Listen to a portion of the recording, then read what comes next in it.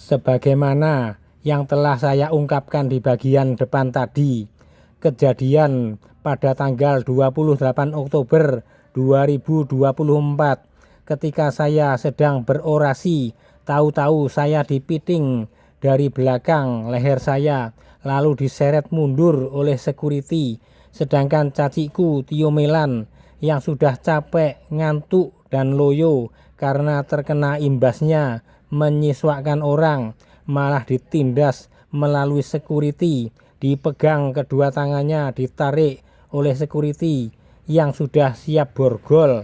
Security itu mengeluarkan borgol dari dalam saku celananya. Hampir saja caci saya diborgol. Untung ketahuan saya. Lalu saya teriaki, "Hayo, hayo, caciku mau kamu apakan itu?" Akhirnya dilepaskan, tidak sampai diborgol.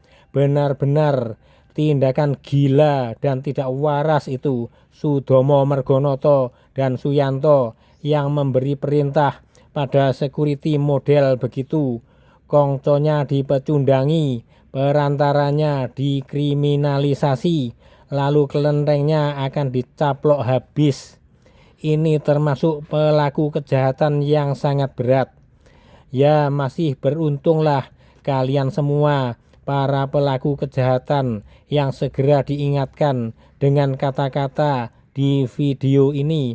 Kalau Kongco menyelesaikannya dengan bahasa golok yang beratnya 48 kg itu, habis sudah kalian semua. Tapi Kongco bukan tipe pembunuh. Semasa hidupnya dulu Kongco Kwankong pernah dicegat, dihadang sama gerombolan penyamun yang akan merampas kuda tunggangannya secara paksa.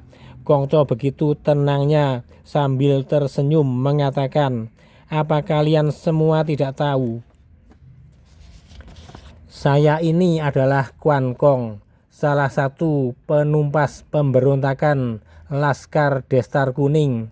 Lalu kepala penyamun itu menjawab, "Yang saya dengar, yang bernama Kwankong itu jenggotnya panjang sampai sebatas pusar." Kongco pun segera memperlihatkan jenggotnya dengan membuka tali ikatan blongsong kain sutera penutup sekaligus pelindung jenggot panjangnya itu.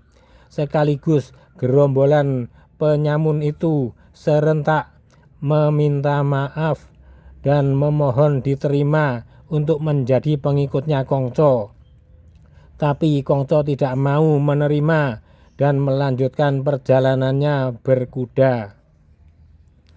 Untuk itu saya beritahukan kepada seluruh umat Tridharma dimanapun berada yang tinggal di dalam negara kesatuan Republik Indonesia sampai yang berada di pelosok ujung dunia, bahwa Yang Mulia Kongco Kwankong alias Kongco Kwansing Tekun di kelenteng Kwansing Biotuban masih lengkam, masih selalu siap melindungi para umatnya, para pejinsim yang berbakti, yang mengabdi dengan lurus dan bersih, yang tidak main-main dalam mengabdi, dalam pengabdiannya.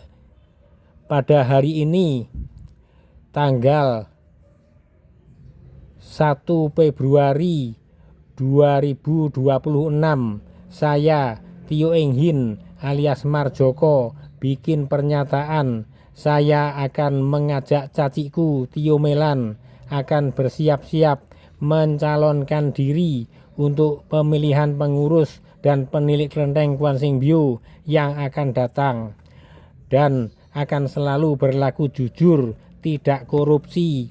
Kalau kami korupsi, 1.000 rupiah saja siap mati seperti dicacah jadi bakso. Pernyataan saya ini bukan untuk gagah-gagahan, tapi kami berdua bersaudara tahu tentang kualitas diri kami. Juga kokoku Tio Engbo alias Marjoyo juga jujur selama pengabdiannya di kelenteng Kwansing Biotuban. Tidak pernah korupsi, ditaruh di bidang dana usaha, mengurus penjualan lilin, yoswa, kertas kimtua, dan lain-lain. bisa mengumpulkan cuan, keuntungan besar sekali karena tidak terjadi kebocoran sama sekali. Gambarannya begini, kami berani duduk di kursi kepengurusan karena kami tahu dengan jelas bahwa di pantat kami tidak ada bisulnya, tidak udunan. Coba saja bagi orang yang sedang bisulan di pantatnya, apalagi kalau bisulnya ada 5 besar-besar, lalu dipersilahkan duduk di kursi, pasti dia menolak karena tidak kuat sakitnya. Lah ini demi menjaga citra dan kewibawaan kepengurusan, juga badan peniliknya Klenteng Kwan Sing Byo Tuban yang sudah terlanjur dicurigai banyak malingnya, perlu sekali setiap kandidat calon pengurus maupun calon penilik yang sudah direstui sama Kongco soal pencalonannya, masing-masing berjanjilah di depan altarnya Kongco kalau korupsi sebesar Rp1.000 saja mati dengan disaksikan oleh panitia pemilihan pengurus saat mengucapkannya.